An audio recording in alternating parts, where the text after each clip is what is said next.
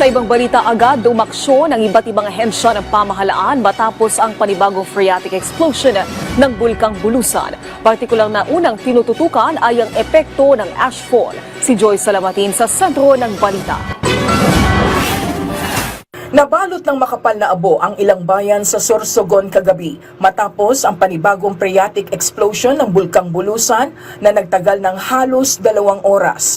Sa kuhang ito ng lokal na pamahalaan ng Huban, halos zero visibility na sa mga kalsada papuntang bayan ng Irosin dahil sa ibinugang abo ng bulkan. Sa video naman na ito ng residenteng si Bernadette Tabing, makikita ang walang patid na pagbagsak ng mga abo na aakalain mo'y mga nyebe. Agad namang umaksyon ang mga otoridad para matugunan ang epekto ng ashfall. Ang BFP Huban Fire Station agarang nagsagawa ng flashing operations sa kahabaan ng Maharlika Highway.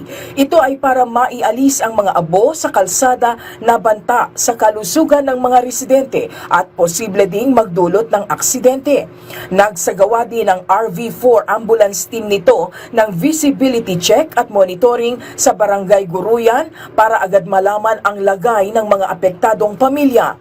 Sa ulat naman ng PIA Bicol Region, Sani Puwersa, ang Huban MDRRMO at Coast Guard Sorsogon sa paghahatid ng karagdagang N95 face mask sa mga residente. Dahil naman sa mabilis na aksyon, agad na daanan kaninang umaga ang bahagi ng Maharlika Highway na apektado ng ashfall.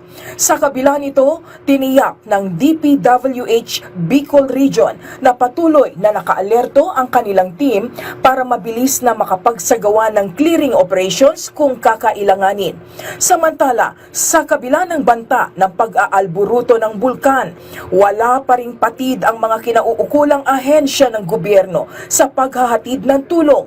Batay sa tala ng DSWD Bicol Region 5, umabot na sa higit 2,000 pamilya mula sa munisipalidad ng Irosin ang nahatiran na ng tulong. Habang nasa 80 pamilya na pansamantalang nananatili sa Huban Evacuation Center naman ang nabigyan ng assistance na personal na pinangunahan ni DSWD Secretary Rex Gatchalian.